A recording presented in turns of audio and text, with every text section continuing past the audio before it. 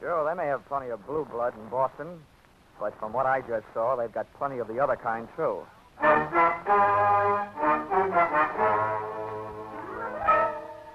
This is another in the adventures of America's fabulous freelance insurance investigator, Johnny Dollar. At insurance investigation, Johnny Dollar is only an expert. At making out his expense account, he is an absolute genius.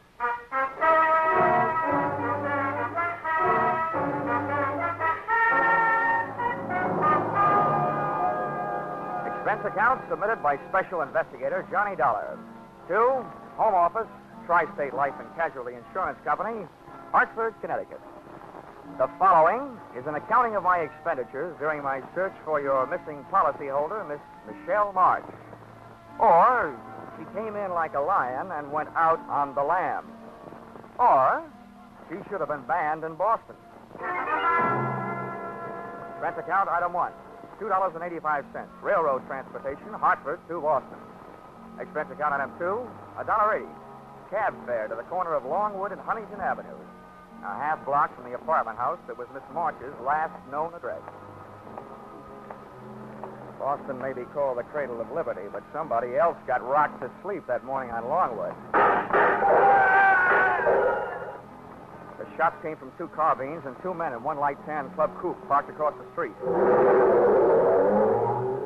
I waited long enough to memorize the license number as the pot rotted out of there, and then I headed for the victim. My heart was pounding, but not from exercise. He'd been sprayed coming out of a doorway that, in another 20 seconds, I would have been going in. But the coincidence didn't stop there. Take it easy now, will you? We'll get you some help. You know who did it? Marsh. What? I didn't get you. Tell him. Ask.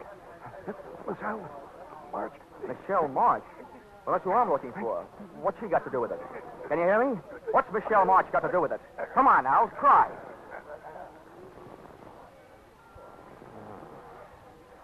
I wonder if I should have stayed in Hartford. I sure heard it. Like a shooting gallery. I was inside the shop, and, brother, that's where I stayed. Hey, mister, how is he? Can you tell? Yeah.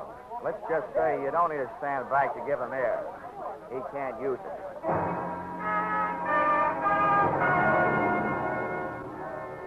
While the 2 limelight-happy characters from the crowd argued about who was going to notify the police, I disappeared from the scene by way of that desk doorway, pausing inside just long enough to learn from the buzzer panel that Michelle Marsh's apartment number was, unluckily, 213.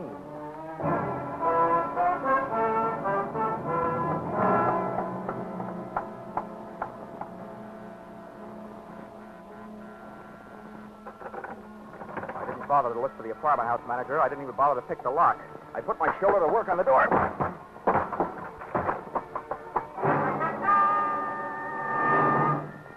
It was an easy apartment to search, but it didn't offer anything to find. The only thing even faintly resembling a lead I found on the floor behind the bureau. A book of matches that advertised Boston's Best Bar by Far, Flannery's, with an address on Washington Street. Just about then I decided that rather than being found at the scene of breaking and entering, I'd look up the police at the scene of murder.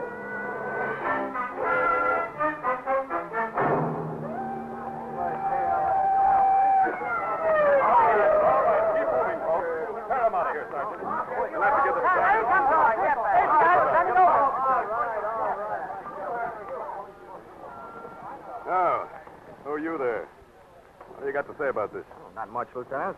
He was shot from across the street by 2 men in a Sand Club coupe. Probably stolen.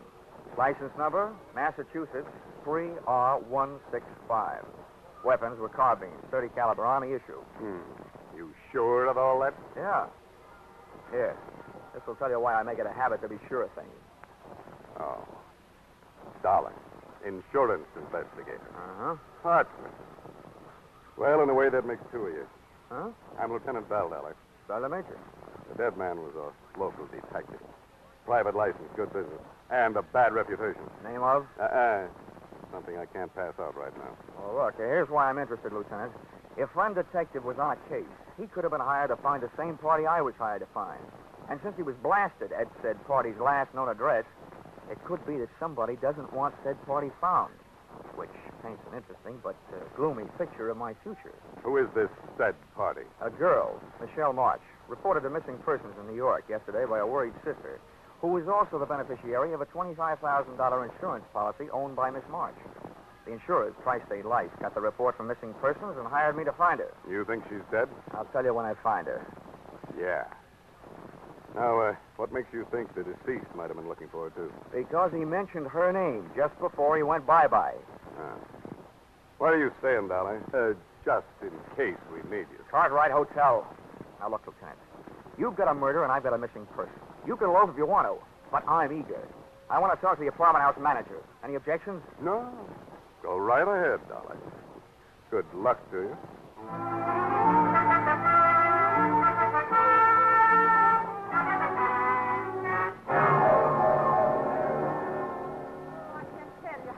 I am over this, Mr. Dollar.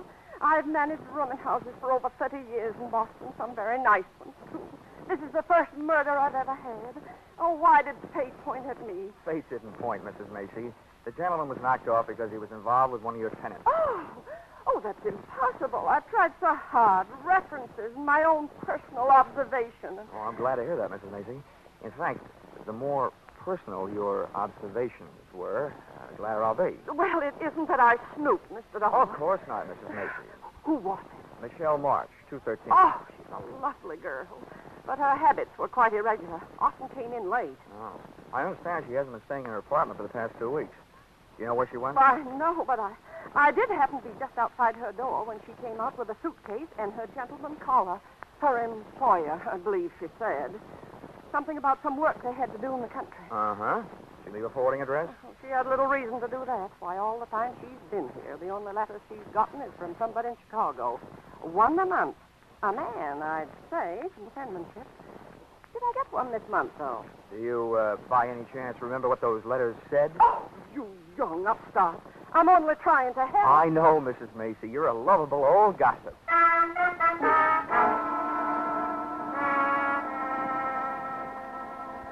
After Mrs. Macy chased me out of her apartment, I questioned some of Michelle's second-floor neighbors. What they gave me only augmented the story I already had. She hadn't been seen in the company of anyone for 4 or 5 months, until dapper, medium build, and swarthy took over. All of them had seen him. None of them knew his name, but they all agreed he was the guy Michelle Marsh had marched away with. Everything I learned added up to a dame getting tired of waiting for somebody in Chicago and ducking out with somebody else. It would have looked that simple if it hadn't been for that detective who had so recently taken up new headquarters in the city morgue.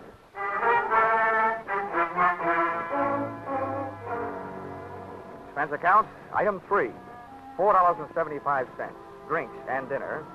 After which, expense account, item 4, $180, taxi ride, taken on the strength of the weak clue I found on Michelle's apartment floor, the match folder from Boston's best bar by far, Flannery. Flannery's look like they wouldn't want to know how old you are, but how many stretches and in what prisons. Above a row of greasy bottles, the wall behind the bar was covered with pictures of fighters, right from old John L. up to Rocky Graziano. But none of them looked as brutal as the 8 or 10 gorillas who had their feet on the brass rail. I decided this was no place to ask for a lady, so I asked for a drink. Yeah? Straight rye, double.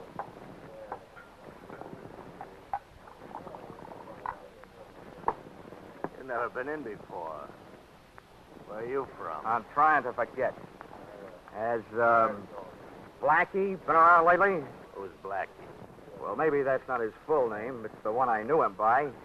He wore a lot of sharp suits, about medium build, dark, swarthy. That could be anybody. Now drink your drink, pay for it, and move along. Now, wait a minute. Now, I haven't got anything against the guy. I'm looking for a dame that's with him, see? What's the freeze for? I need the room, expecting a private crowd. Now beat it. Climb off, Flannery. Maybe I want to talk to these guys. I'll see that, Flannery. Yeah, I Look, told Joe I'd beat him with the... I'll get closed up again if I get any more trouble this week. Take him outside, Roxy, huh? Shut up. What's this Niles' name you're looking for? Michelle Marsh. You know her? Yeah. Let's go someplace and talk. Thanks for the invitation, but let go of the arm. You get gangrene when the circulation is cut off. Sorry. Come on. What makes you so upset about the lost Michelle? What do you want with Louis Marine? Louis Marine. If he's the guy she's with, all I want him to do is to point her out. You and me might get along at that. It'd be worth plenty to... Look out! Get this sidewalk! Hey!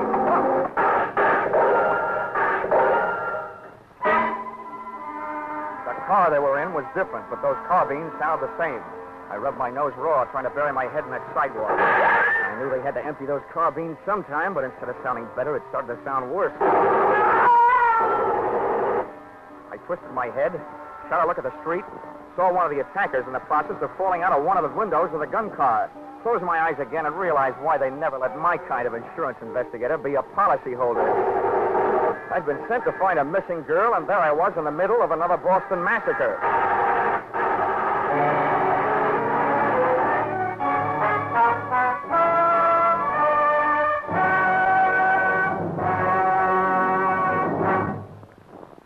You are listening to Yours Truly, Johnny Dollar, starring Charles Rusell.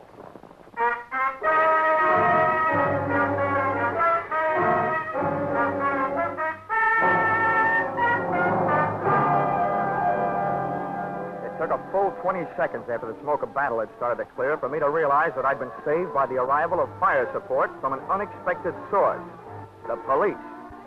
I looked around for my new friend and brother target, Roxy, but he had disappeared.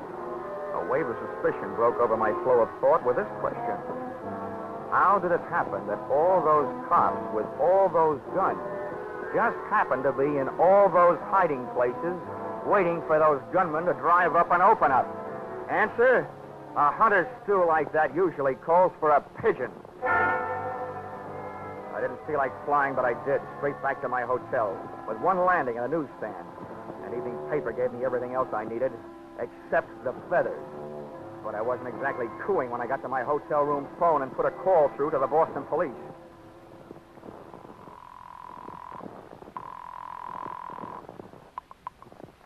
South Precinct, Sergeant Miller. Give me Lieutenant Bill in homicide. 1 moment.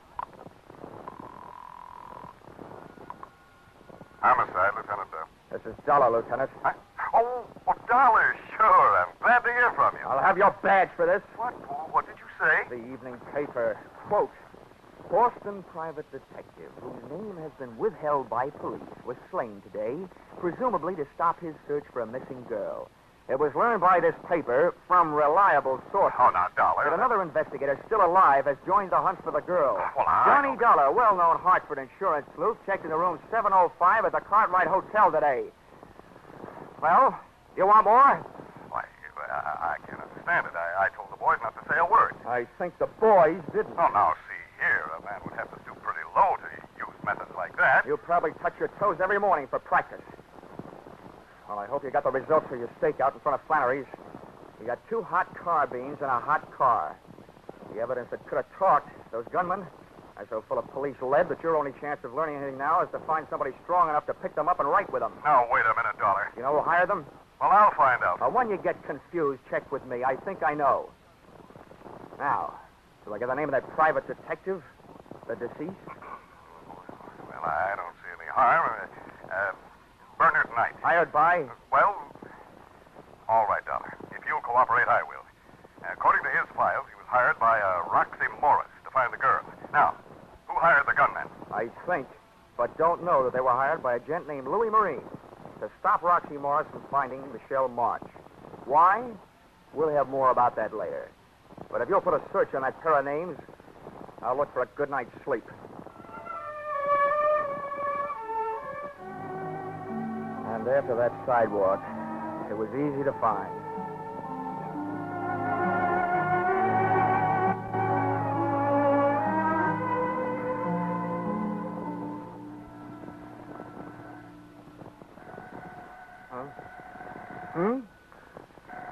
Oh, Boston.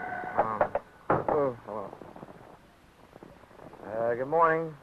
Hello, is this Mr. Dollar? Wait a minute until I pick you up off the floor. Who is this? Is this Mr. Dollar? Yeah, it is.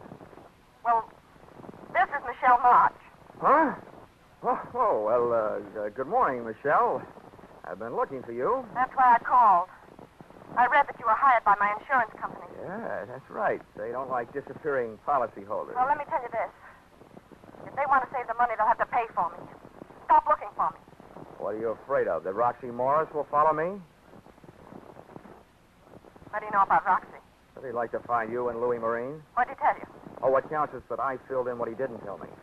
Namely, that he was in Chicago for a year, and you were supposed to be waiting for him in this fatal apartment on Longwood Avenue. But instead, Louis Marine landed, took the situation well in hand, and captured you for himself. You're just trying this on for size, aren't you? If it fits, keep it on approval. The point is, there are too many people looking for you to stay lost. Where can I meet you? How do I know I can trust you?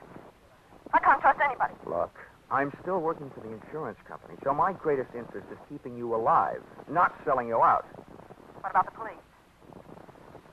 Well, my promises aren't equipped with lifetime guarantees, but I'll do what I can. If you tell all, and if the story is big enough, they should be willing to make a deal. It's big, all right. It'll clear something out of their books that's been there for a year. Where do I meet you? You know where Charlestown is? I know it's part of Boston. Take the subway and get off at City Square. An hour from now. I'll be in a bar. The Gangplank. On Chelsea Street. Near the Navy Yard. Okay, sweetie. I'll be there. Up until now, whoever's been doing the shooting has used everything but battleships. Even though Michelle's story sounded like trap bait, cheesy indeed, I had to take a chance. I dove into a cab and had the cab dive into the top of Hanover Street and down to Boston's North End. Playing quiz games with strangers in that section is called Take It or Lump It. But a few well-placed 20s led me to a neighborhood undertaker who had the officially unproved reputation of creating a large demand for his own services. We swapped donations. I gave him $50 and he gave me a large out of the corner of his mouthful. Listen to me good. About a year ago, the laws picked up a Roxy Morris on a suspicion. They had a good idea. He'd heisted a 75G payroll. But there were no witnesses. He didn't leave none. Roxy knew they'd watch him, so he hightailed it out of town. But he didn't take the loot with him. The boys around here got it back on the grapevine. He was suffering from the short. So everybody figured he had the dough stashed away somewhere right around here. Is that all? Have you got anything else to tell me? Yeah. Goodbye. I didn't like the way that undertaker said goodbye. I legged it up to the subway station marked Union, went down in and caught a train for Charlestown. Once at City Square, a 3-block walk down Chelsea Street produced the Gangplank Bar, which in turn produced that nose-bruising smell which comes from slopping beer on sawdust. Out of place in the place sat Michelle Marsh. She was a good looker with a bad look. And if I had been Roxy Morris, I would have elected her the last national bank. I flopped into a booth beside her. She turned her head my way, looked me straight in the kisser, blew a smoke ring at me, and popped 2 words through it. You Dollar? Yep, I'm Dollar. You March? I'm Michelle Marsh. Well, so far so good. It's nice hearing you breathe. That means Tri-State Insurance can keep its nice $25,000. Only if you keep me this way, Mr. Dollar. And that might prove to be a difficult thing to do. Oh, maybe not so difficult. Why not? Well, you indicated yourself that your magnetic personality might suddenly attract a few steel jacket bullets. That means there'll have to be somebody to pull the trigger. So all I have to do is to sit around and see who tries to take a shot at the target. You. And we've got our man. It's not that easy. I'm in trouble 3 ways. And it's hard to see 3 ways at once. Look, I know all about Roxy Morris. He swiped $75,000 and gave it to you to mine. You don't know the half of it. 2 months after Roxy was gone, a guy named Louis Marine came to me with a story that Roxy had sent for $20,000. I gave it to him. Then he told me that Roxy had never sent for it. And that if I squawked, he'd convince Roxy that I'd fallen in love with him and just given him the money.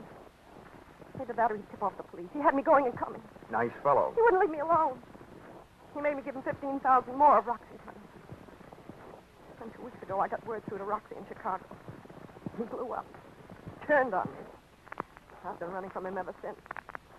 He wants his $75,000, all of it. And I haven't got it.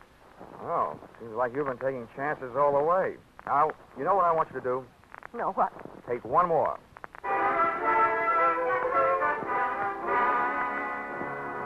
I told Michelle what I had in mind for her, during the next few hours at least, and grabbed a cab back across the bridge into the north end. Expense account item 5, $50. Another donation to my expensive undertaker. This time I paid him for talking, but not to me.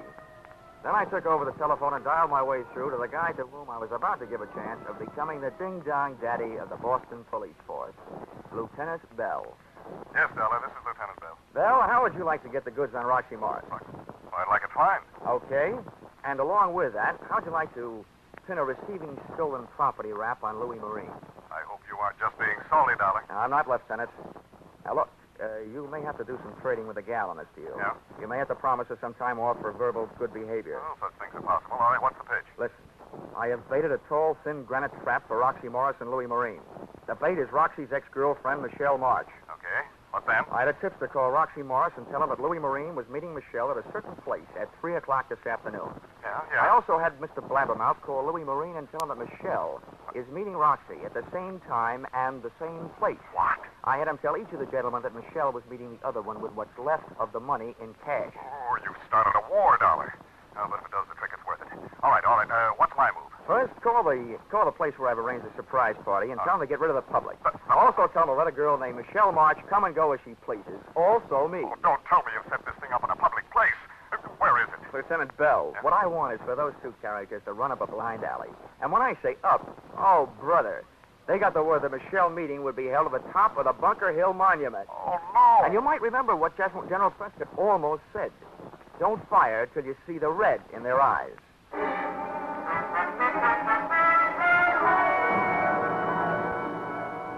I was back in Charlestown and at the base of the Bunker Hill Monument at 2:45. The door of the museum at the bottom was open, but a state park officer stood by its side. I told him who I was, and he nodded me through the bronze doors. Officer, did Miss March get here? Yes, sir, young man. She went up the shaft. Oh, well, look, can I run the elevator myself? There isn't any elevator. Just steps 200 to 300. Oh. Ow, this may be going to heaven the hard way, but here goes.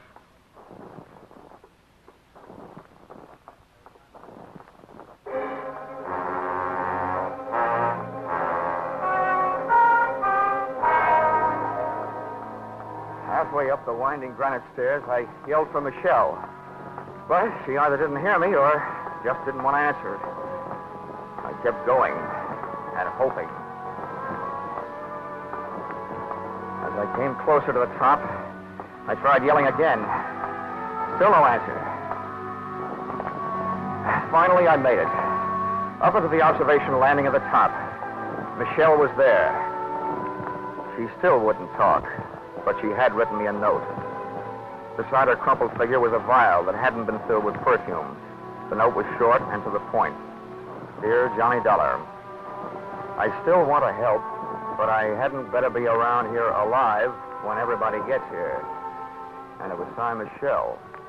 As I've been over to see what kind of bye-bye medicine she'd taken, I heard something that might mean a sudden dose of lead to the head for me. Either Morris or Marine had landed, and there I was stuck at the top with a bait that had suckered them into a trap, which suddenly turned out to be mine. Waiting up there in that tiny room for death to come get me would have killed me anyway, so I started down. Over the pounding of my heart and my own steps on the granite blocks, I heard the pitter-patter of anything but tiny feet come charging up a narrow staircase. Whoever was coming up and I both slowed down, but my heart didn't. Then I crept around a curve and my eyes went into a head-on collision with a pair staring back. What are you doing here? I'm a tourist, Roxy. You may be right, white guy. You may be taking a trip. Who's up there? Up there? Oh, I don't know who they are. Just some girl with a guy she keeps calling Louis. Okay. Let me by. Easy now. Don't try anything. Roxy Morris tagged me with a butt of a .32 going by. but lying there with my head against the cold granite inside wall of the monument brought me back.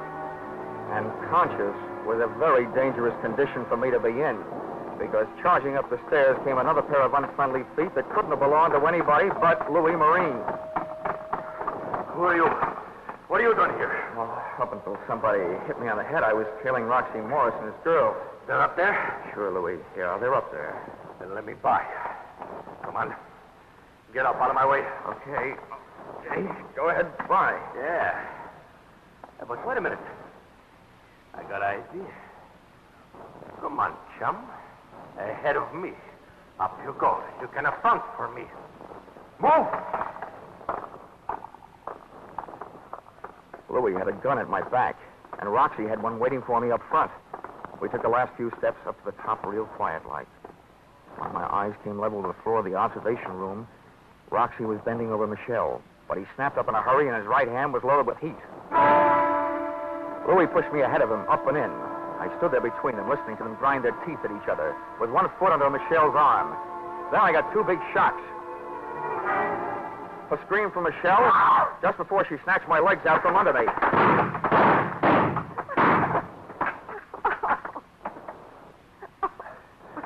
Hey, what are you doing alive? I don't know. I guess I didn't take enough. Well, whatever you're doing alive, I'll tell you one thing. Your two boyfriends sure took care of each other. Come on. Let me get you out of here. Oh. I didn't think I'd be able to carry me down all those stairs. Now I have to carry you.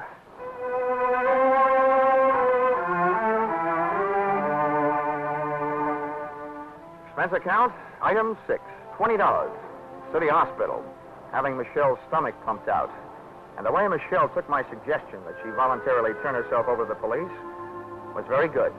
Lieutenant Bell was very cooperative. Otherwise, I might let it be known that the reason that he didn't show up on time to help me in the 1949 Battle of Bunker Hill was because he forgot to reset his watch at the end of daylight saving time. He showed up for our 3 o'clock appointment at 4. Expense account total, $786 and no cents. Signed, yours, truly, Johnny Dollar.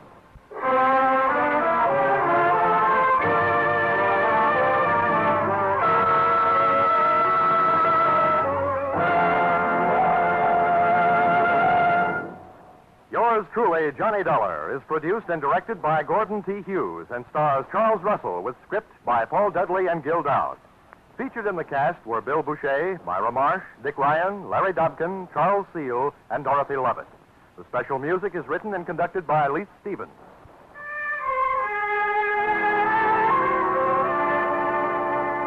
Be sure to be with us next Saturday, October 1st, when another unusual expense account is handed in by Yours truly, Johnny Dollar. That's right. Yours truly, Johnny Dollar, will be heard on Saturday evenings starting next Saturday. And look at who's going to be here at the same time on Sundays. The world's most famous blockhead, Charlie McCarthy, accompanied by a man who shadows him closely as Johnny shadows the suspect, Edgar Bergen.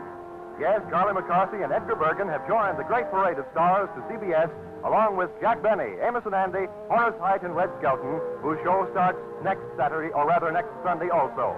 Don't miss the first hilarious appearance of Charlie and Bergen on most of these same CBS stations at the same time next Sunday night and every Sunday thereafter. This is CBS, the Columbia Broadcasting System.